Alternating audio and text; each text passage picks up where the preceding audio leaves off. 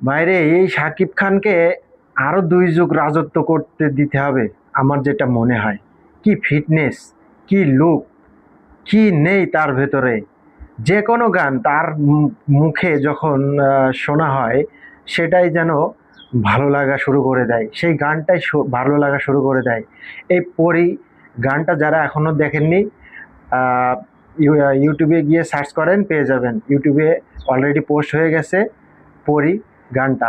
তবে মেগাস্টার শাকিব খান আরো 2 যুগ রাজত্ব করবে, এটা আপনি মানেন আর না মানেন। তার ফিটনেস গুলো দেখেন একবার।